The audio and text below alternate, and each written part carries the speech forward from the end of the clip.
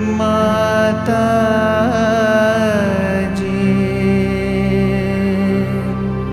Shri Nirmala Devi Namo Namaha. Om Tvameva Sakshat Shri Kalki Sakshat Shri Adishakti Mataji,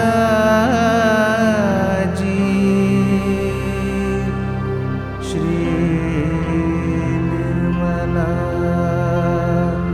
Devi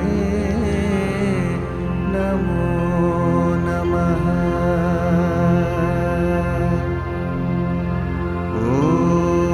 Om Tvameva Sakshat Shri Kalki Sakshat Shri Sahasrara Swamini Moksha Pradayini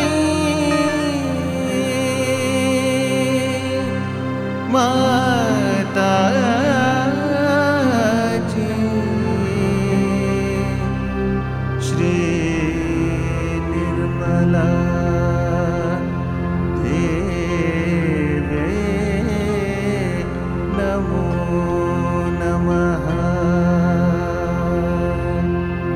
Shri Nirmala Devi Namo Namaha. Shri Nirmala Devi Namo Namaha.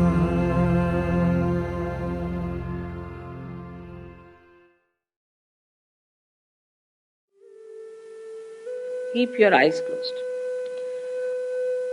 First of all, please put your right hand on your heart. All the time the left hand is towards me.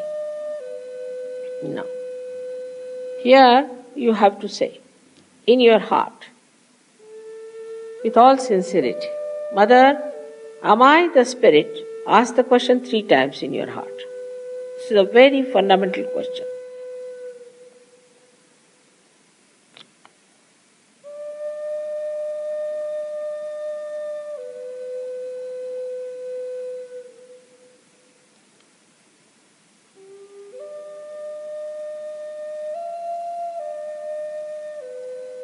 Now bring the right hand on to the left hand side of your stomach, in the upper part. Here press it. Now this is the center of your mastery, your guidance, your Guru Tattva as they say. So ask a question, Mother, am I my own master? This is a question to be asked 3 times. Mother, am I my own master?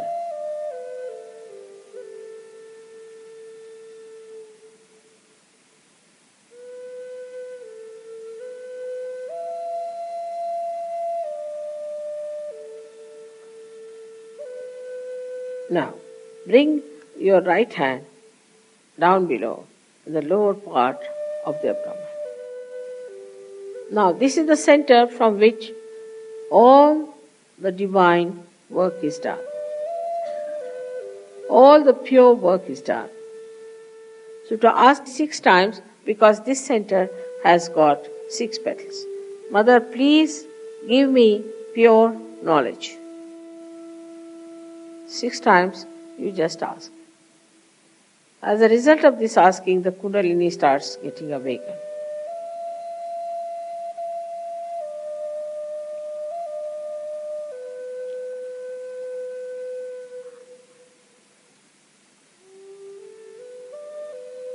Now to help the Kundalini rise, you have to cooperate with her. So please put your right hand on the left hand side in the upper part of your abdomen and press it on the stomach. Now here you have to say with full confidence, to help the Kundalini to rise, Mother, I am my own master. This you have to say 10 times. These are the 10 commandments which you have to say. That, Mother, I am my own master.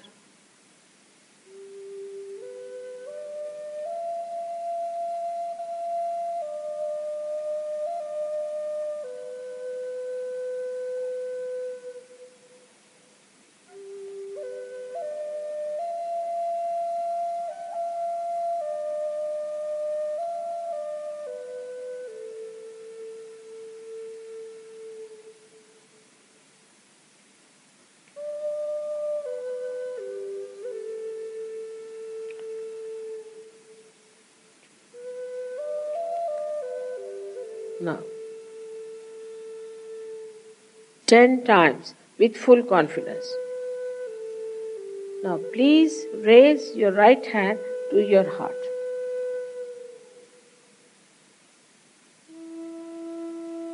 Now, here you have to say, again with full confidence, Mother, I am the Spirit. This is the truth. You are the Spirit. But you have to say with full confidence, Mother, I am the Spirit. This you have to say 12 times.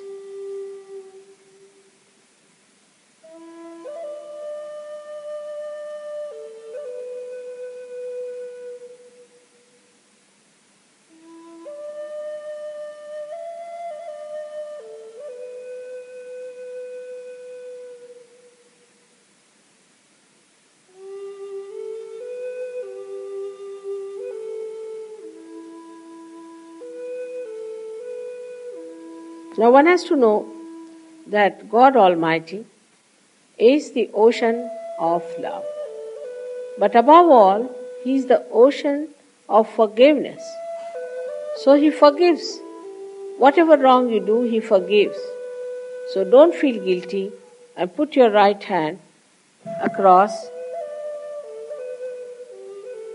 on the left hand side in the corner which is made by your neck and your shoulder.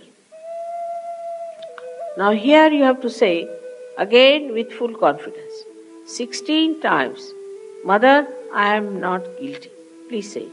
Mother, I am not guilty. 16 times. I am not guilty at all. Please say it.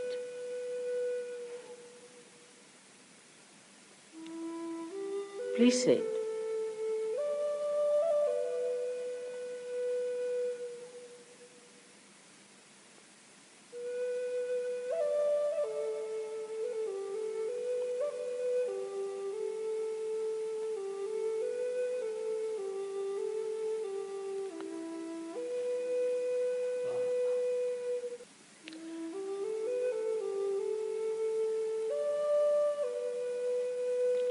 Now raise your hand across on your forehead.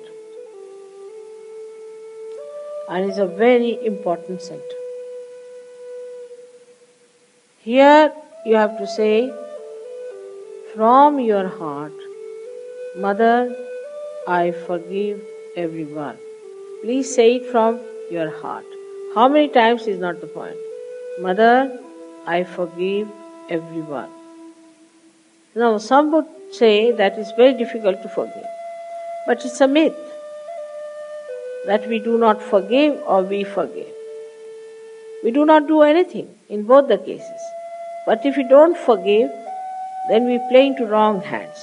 So please say from your heart, Mother, I forgive everyone.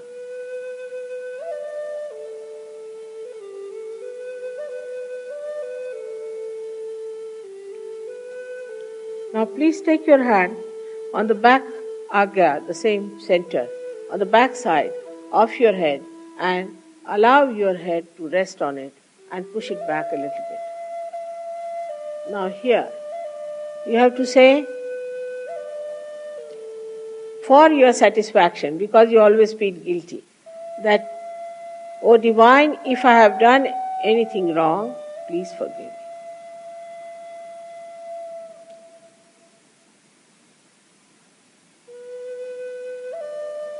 Please forgive me. From your heart.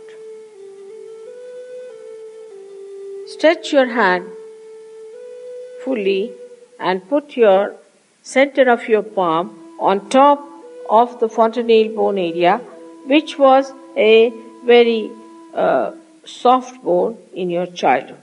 Press it hard. Press hard your scalp. Now you have to move it 7 times, saying one thing which you have to ask for.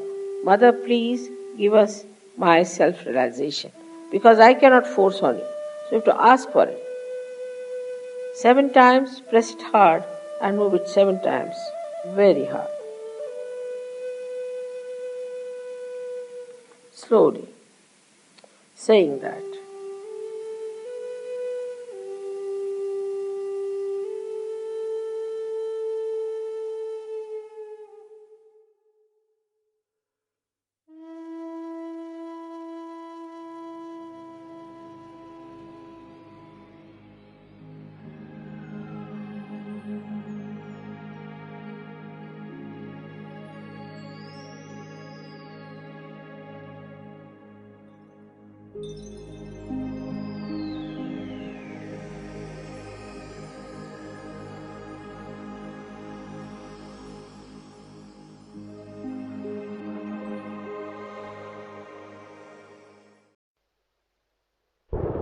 The most precious thing that we have within ourselves,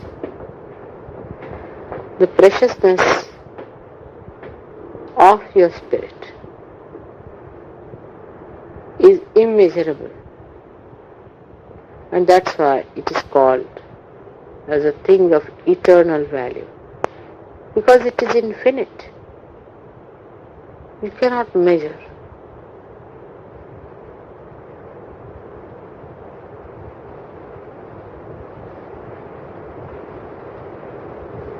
Now, God, the Almighty,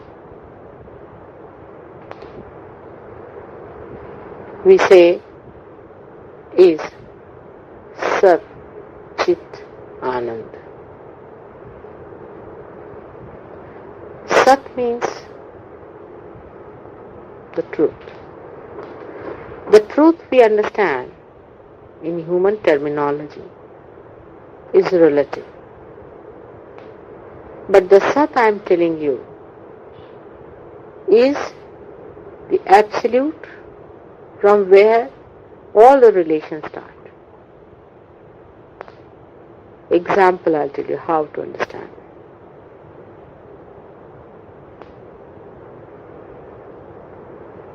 This earth has got oceans and rivers and all kinds of waters, you can say.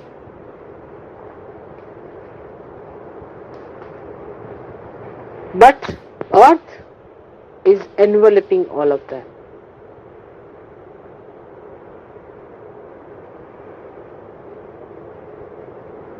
If the Mother Earth was not there, there could not have been any of these existing. So we can say that Mother Earth is the support of all the things that exist on her. She is enveloping us. In the atoms she exists. In the big mountains she exists. Because the elements are part of that earth. In the same way, God Almighty, the Sat part of Him, the truth, is the support of all the things that are created or not created. Another example you try to understand. How the Sat is the Purusha, is the God, who does not take actual part in the creation itself, but is a catalyst. The example can be like this, that I am doing all the work, I am creating everything, but I have a light in my hand. Without the light, I cannot do anything. Light is the support of my work. But the light does not in any way do anything about what I do. In the same way, God Almighty is just a witness, like a light. But his another quality is his chitta, is his attention. When it is excited, in Sanskrit there is a very good word, spurana, is pulsates. When it pulsates, his attention when it pulsates, then through his attention he starts creating. And he has third quality, which we call as Anand. Anand is the feeling of joy that he gets by his perception, by his creation. The joy that he gets. All these three things, when they are at a 0 point where they meet, then they become the principle of Brahma, where these three things are one, where there is complete silence. Nothing is created, nothing is manifested, but the joy is one with the attention. Because attention has reached and merged into joy, and joy has become one with the truth.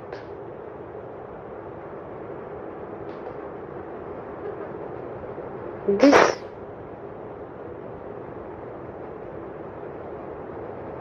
combination of three qualities separate and create three types of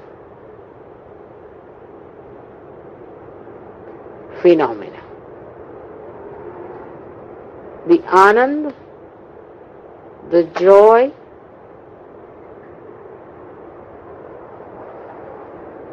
in God, moves with his creation and with the truth.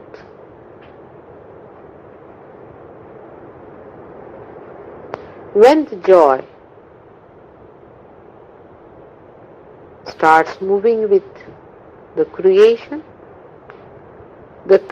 starts moving down from first the truth stage to asat, from sat to untruth, to maya, to illusion. And that time the creation starts on the right hand side. The creative forces start working out, and when it starts working out, the joy in it, which is on the left hand side, is the emotional side of God, also starts becoming grosser and grosser.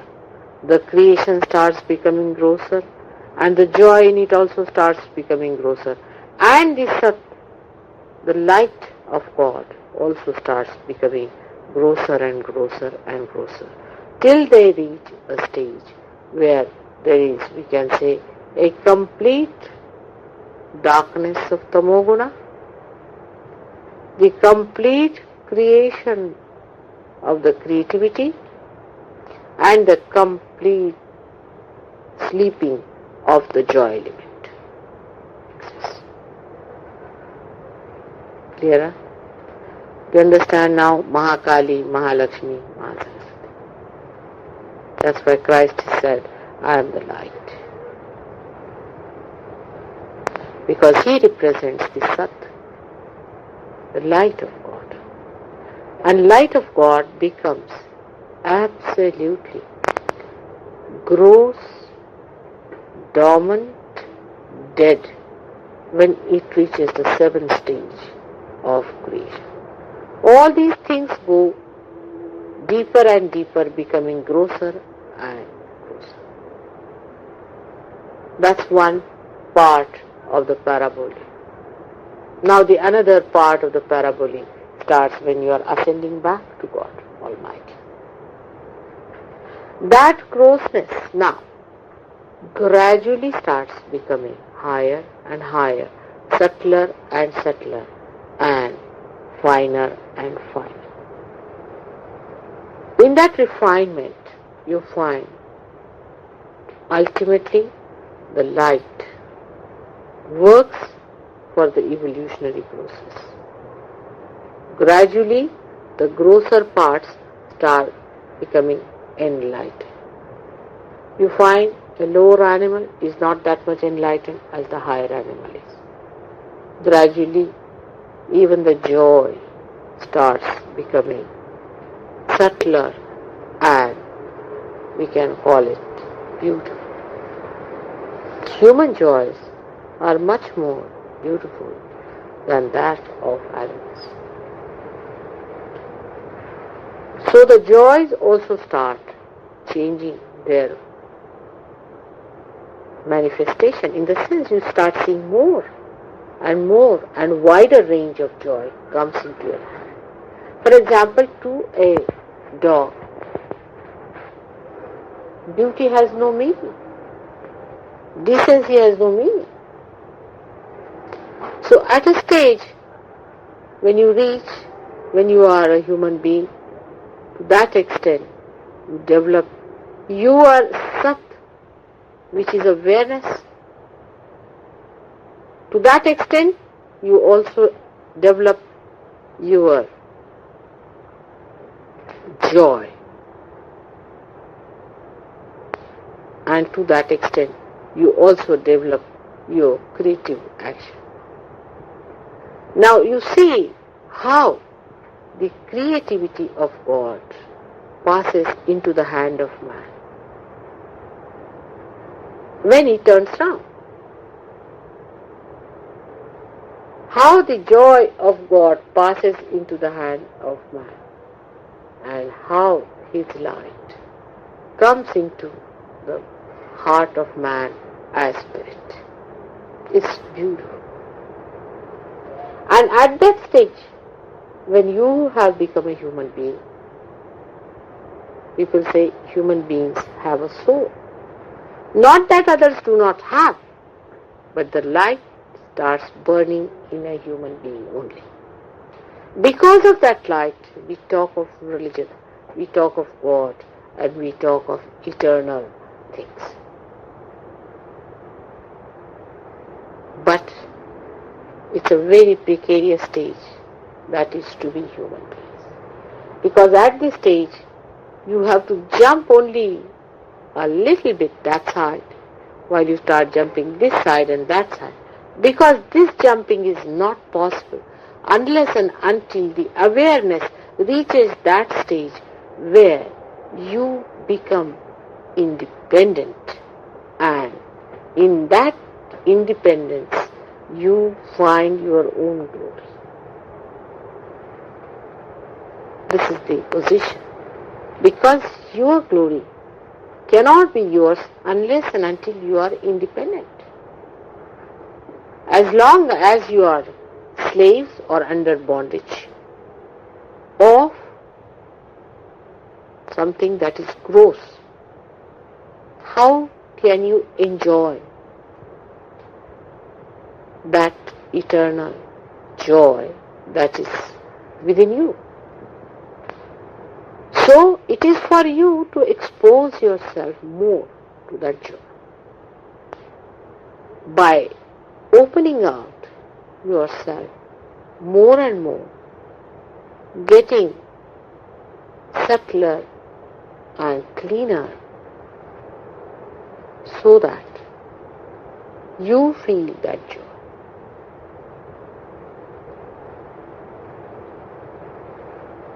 Once you know this point, that after getting self-realization, unless and until these three things start merging together,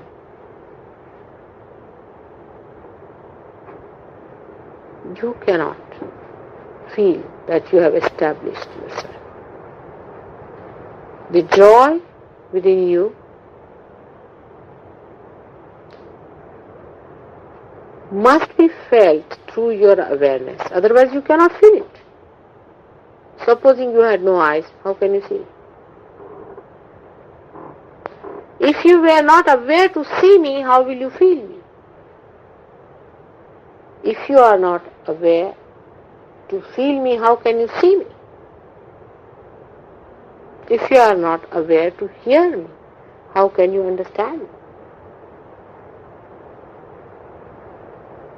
And once that awareness comes to you, then only the joy awakens within you. Because only through these subtle feelings of awareness you are going to absorb the joy.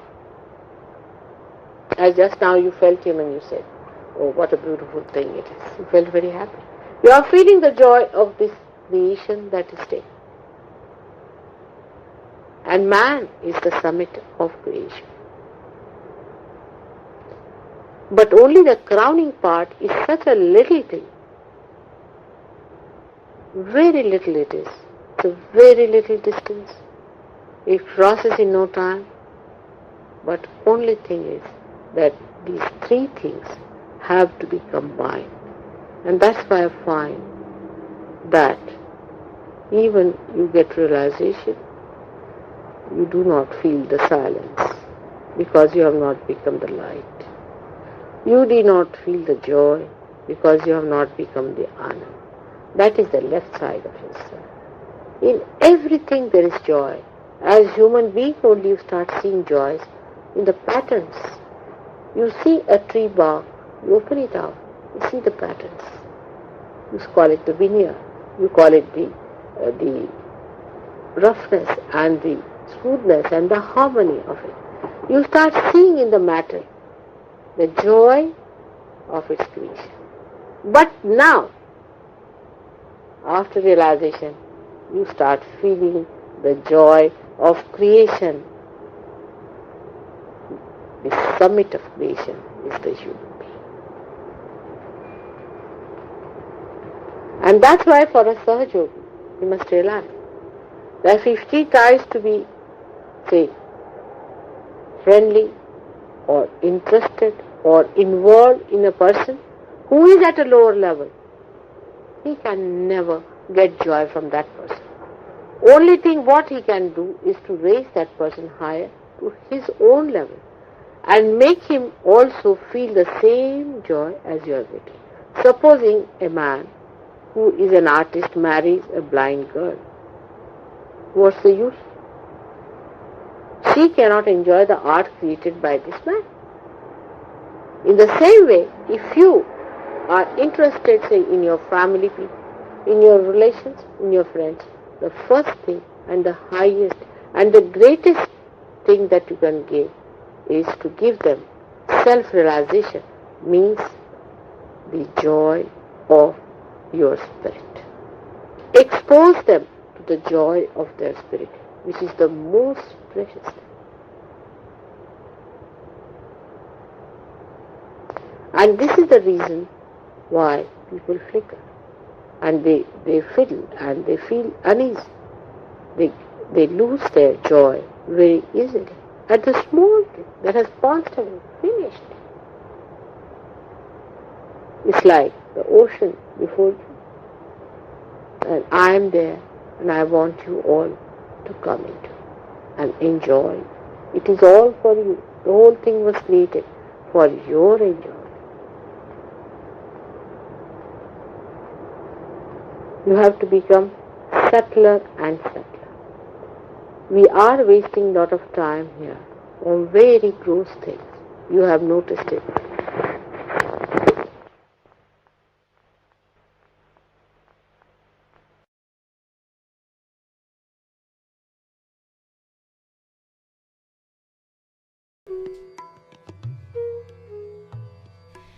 Rest your hands, palms facing upward, open on your lap.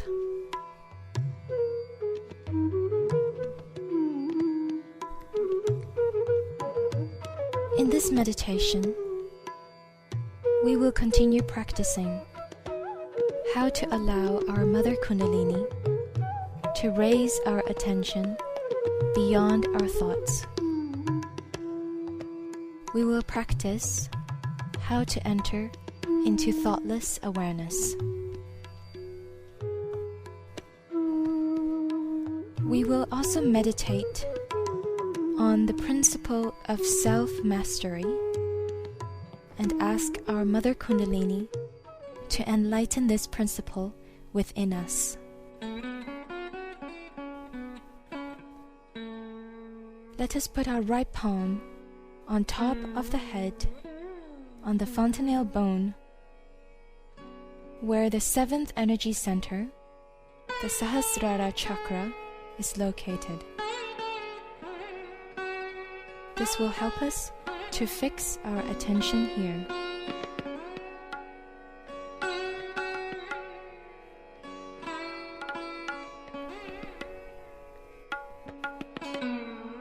We can say silently within us, Mother Kundalini, please be awakened within me.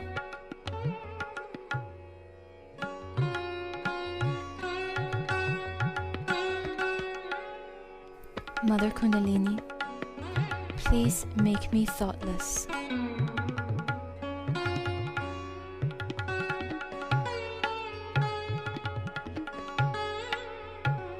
Mother Kundalini, please come into my Sahasrara.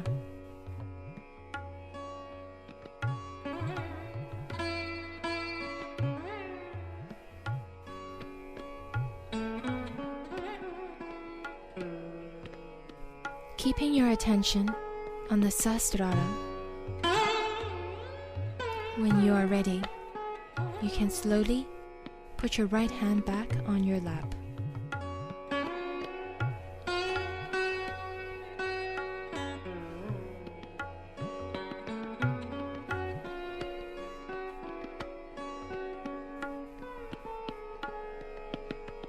If you have any thoughts coming, try to watch them and not to follow them.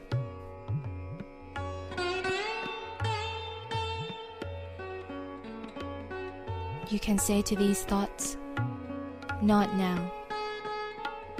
Or you can say, I forgive.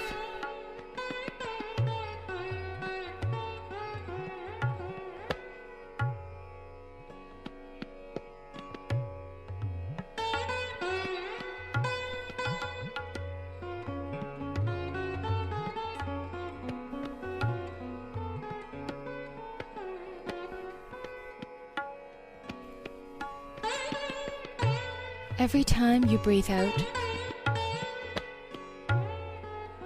try to strengthen your attention at the top of the head.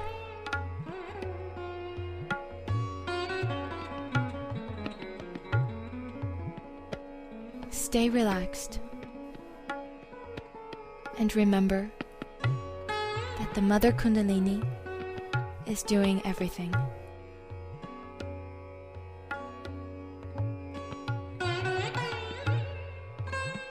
She is the one who is taking us into the state of meditation.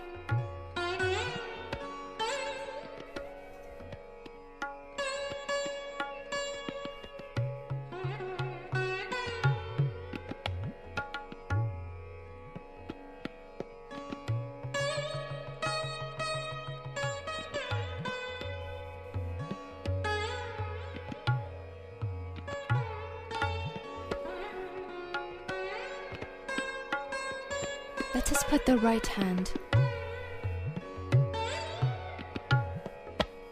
on the lower abdomen on the left side of the body.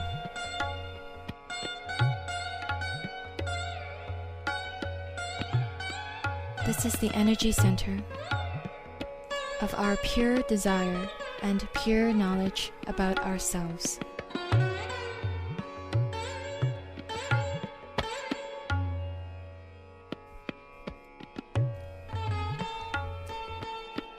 To open this energy center and to nourish it, please repeat inside silently. Mother, please purify my desires.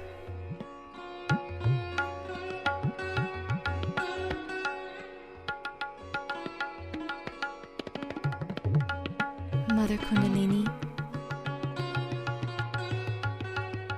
please let me not desire things which are transient in life.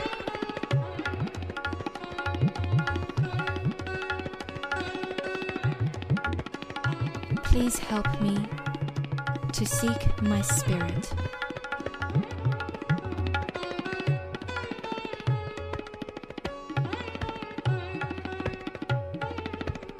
Mother Kundalini,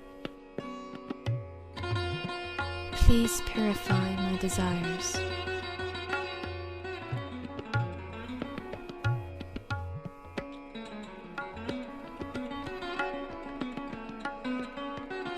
Mother Kundalini, please give me the pure knowledge.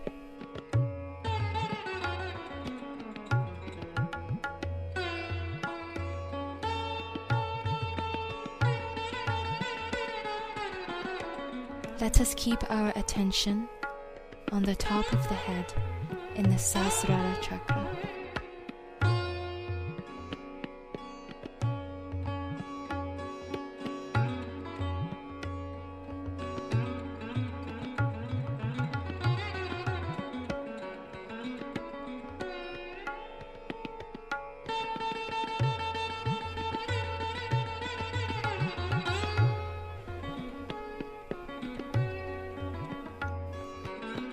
Now let us take our right hand up to the left side of the stomach.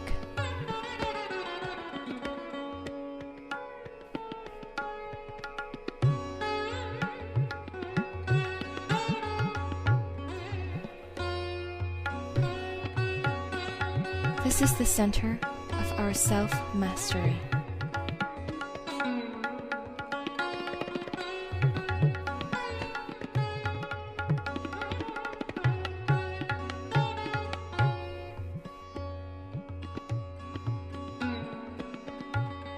We can repeat silently within us. Mother Kundalini, I am my own master.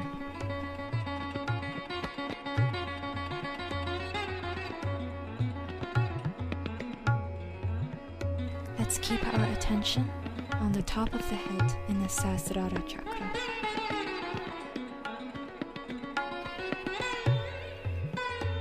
Mother Kundalini, I am my own master.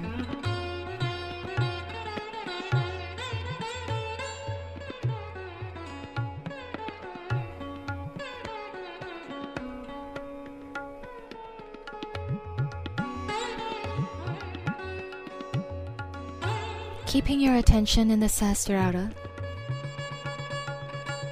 you can put your right hand back on the lap.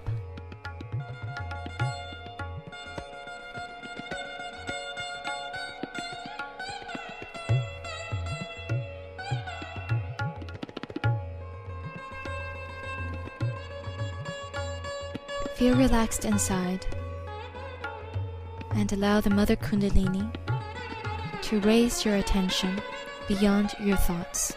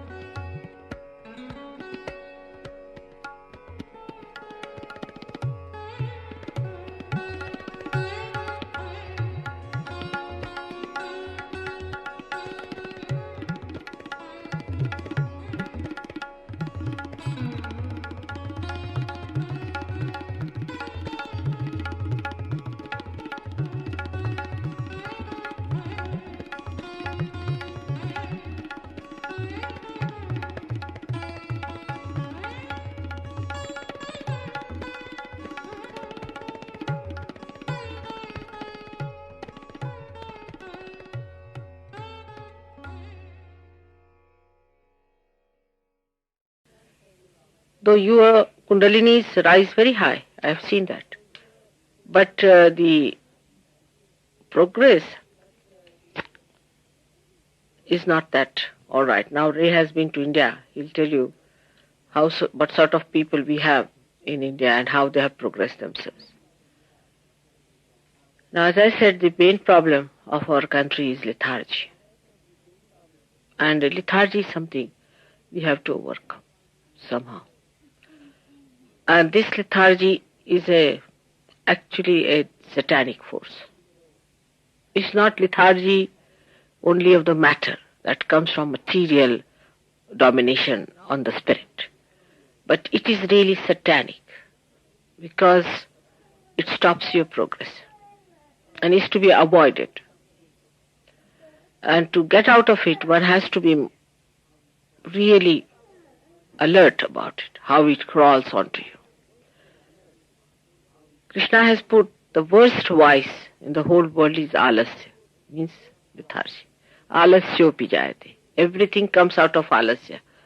According to him, first the lethargy comes in, and because of lethargy we get into vices, and then we go to the right side also because of lethargy. Because just to avoid the lethargy, we go to the right side too much. So, according to him, everything starts with lethargy, and then the person loses the essence of life through lethargy. And this is our special quality, and that is our real problem, is the lethargy. Because Sahaja Yoga is the thing where we say there is a kriya. You don't have to do anything. It is effortless. Everything works out effortless, spontaneously. So we think that everything is going to work out for us spontaneously. Only the Kundalini Jagruti is spontaneous for the first time, not for the second time. Only for the first time. That is, I have to do it, or my photograph has to do it. But afterwards, you have to work. You have to keep your Kundalini afloat. You have to understand what are your problems. What are you getting into? I mean, individually, every one of you is a masterpiece. Individually. Because of lethargy, you are clouded. Secondly, because of lethargy, you are secluded. Lethargy gives you also ego. Because anything that challenges lethargy, you get on top of that person. You don't like such a person. But the lethargy also those do not have are the people their attention is not on spiritual development. Theirs is, as I told you yesterday, on other things which are not important to spiritual life. We pay so much attention to other things than to our spiritual life. Why is it? Why is it we pay more attention to material things, to material comforts, to material achievements, to material obsessions? Why? You must think about it. And why not to our spiritual ascent? The reason is we have been identified with matter. We have been going through that circle. We thought that we must have material development. So we had Industrial Revolution. We created a society dominated by industries. Machinery came up. We saw the machinery started dominating us.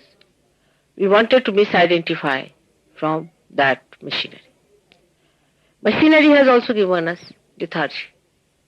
Because we use machine-made things, our hands do not work. We have lost all the deftness of the hands. We have lost all the walking capacity. We can only take a bus or a car. We do not want to walk at all. Now this mechanization and the use of matter too much has made us sort of matters ourselves. We have become matter, that we cannot live without it. We are so identified with it. After realization, if you are still identified with the matter, then your realization slows down. So one has to understand fully that matter is absolutely secondary. Without, of course, getting your body, you cannot receive realization. You have to have your body. But matter which is gross is of no meaning. Subtle matter is all right for us. That's important. Like this light which is burning is important. Water that is in the ocean is all right. The sky, open sky, say here it is not so good. But if you go to a country, it's even better. The Mother Earth, say example here, I don't know how it is, but in India, certain places, Mother Earth is very much sucking your material identifications. So matter has been identified with us, we have been using it, living with it, and that's why it is easy for us to get back into the same circle of matter. And we get into it, we pay attention more to it. Your attention, if it is dominated by matter, people can make it out. And that is one thing has to look after very clearly, because these are countries who have advanced so much in material advancement. So what happens? Every matter attracts your attention. You go on the street, this one woman is standing, or there's something selling, this happening. All the time the attention. You see, it is their job to attract your attention, otherwise how are they going to exploit you? See, they will have no justification. So they produce things, advertise things to do in such a way to distract your attention. Now this is a force which is acting against our attention. So as far as possible, keep your attention straight or on the Mother Earth. If you can control your attention, you can overcome your material domination. Now the best thing is to put attention to your spirit. If you start putting your attention to spirit, the sweetness of the spirit itself will make the whole thing very sweet and beautiful. The attention should be in the spirit. When you are getting ready, keep the attention on the spirit. Now it's not difficult because Kundalini has reached that stage. Before realization, if I had said it, then you would have said, Mother, how to do it. But now, when you have got realization, try to bring your attention to spirit. Means first, when the Kundalini rises, you start looking at the spirit. Or you say when you get realization, you see the spirit. In the sense that the spirit starts flowing through you. You start watching it's flowing, it's this thing. But then, after some time, you must enter into spirit and see through the window of the spirit, the whole thing, by developing your witness spirit. If you develop your witness state, from attention you become knowledge, the truth. Then material things become the knowledge. Aesthetics of matter start giving you joy. You do not want to possess it, but they start giving you joy. And even if you want to possess it, it would be just to enjoy it and give it away to somebody else. It's like that. It's for your enjoyment and you want to give it away to someone else. When you develop your witness state, this will come to you, that you will not keep things to yourself, but you would like to give and share. Sharing that is the time you should know you have become a witness, because you are enjoying. Witness state is the state of Shri Krishna, of Virat. When you start sharing your things, then it is a proper thing. Now the essence of puja is also how to overcome our material grossness.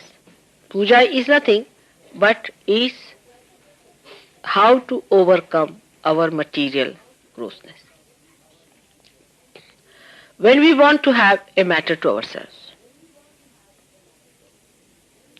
we must know that it is given to us by God. Everything belongs to God. Supposing we give flower to God, after all it is God's own creation. What are we giving? We show light to God or do arti to God. What? It is all God's light only. What do we do? But by showing light to God, what we do is to be worship light within us. The light element gets enlightened within us.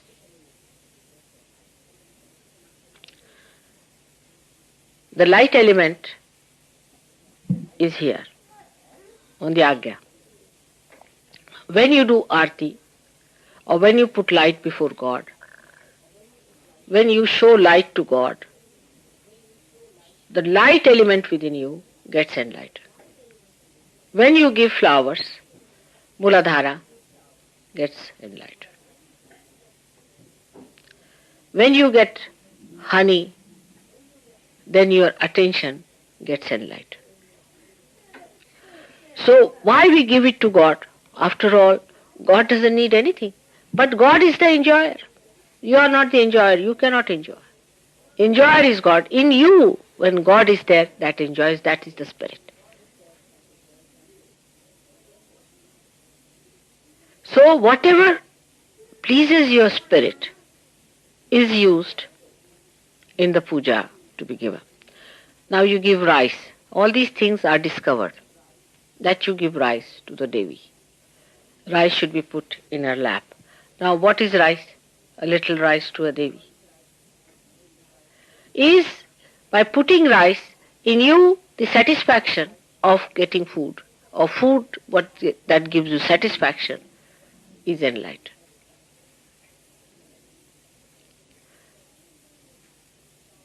But that doesn't mean you start showering things on me. That doesn't mean that. What I'm trying to say, do it with dignity and understanding. That you give me rice. Now, rice giving is people don't understand why rice is to be given to God. After all, why give him palm leaves? What is he going to do? If he Christ was the Son of God, what was the use of putting palm leaves for him? Or to give him oil bath, or to rub his feet with oil. It is for you to get the advantage. Now in Sahaja Yoga it is proved now. So you see, when you do for God, the blessings comes to you. You are blessed. Whatever is a problem with you, you give to God to solve. Also whatever satisfies you, you give to God. The satisfaction comes to you. Now these flowers, when you give it to me, Muladhara, they give you two things, Swadhisthana and Muladhara. Flowers, that's why very important. They give Swadhisthana. If the flowers are beautiful, then they give Swadhisthana. And if they are fragrant, they cure your Muladhara. Now, I mean, there's no end to flowers also. But think about it, that you are doing it to improve your chakras.